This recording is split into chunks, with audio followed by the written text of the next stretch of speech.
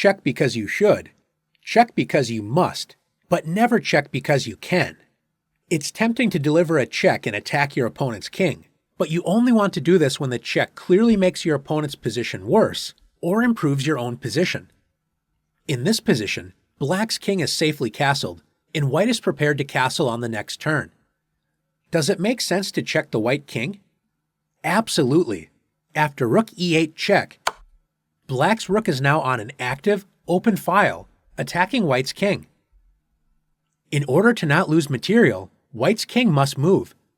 After king f1, white's king has lost the right to castle, so not only is the king poorly placed, notice that white's rook on h1 will have trouble getting into the game.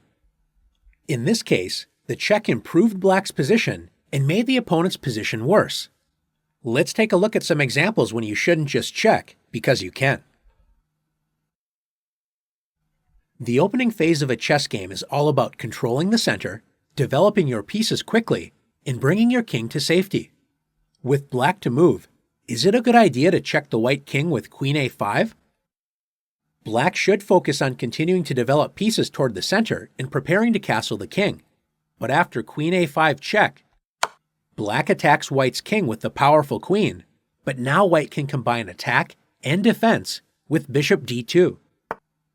Black's check has only helped white continue to bring pieces into the game, and since black's queen is so valuable, black will be forced to waste time retreating the queen now that it is attacked by the bishop.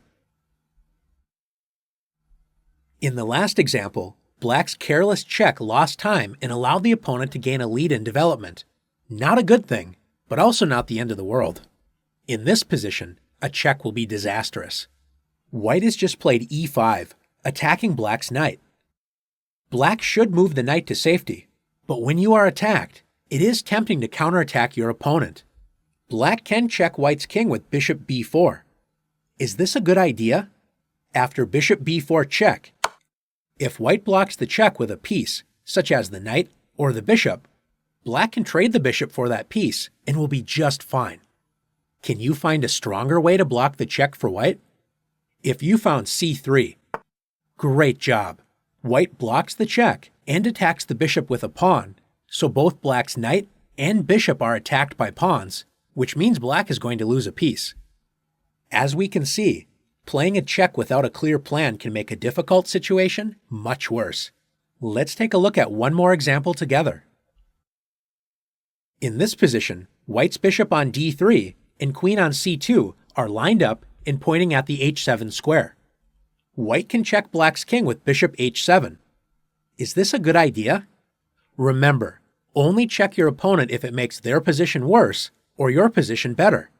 White should simply continue to develop with knight f3, bringing the knight closer to the center and opening up the diagonal for the bishop on c1. Instead, after bishop h7 check, black's king is forced to the corner with king h8. Although black's king was forced to move, how can white continue with the attack? White doesn't have any pieces to add pressure to black's king, and notice that the bishop that delivered the check is out of play and only has one escape route. If white isn't careful, this bishop might get trapped by a future g6 move, disconnecting the bishop from the queen. Now that you've learned the importance of only checking when you have a good reason, let's check your knowledge in the challenges.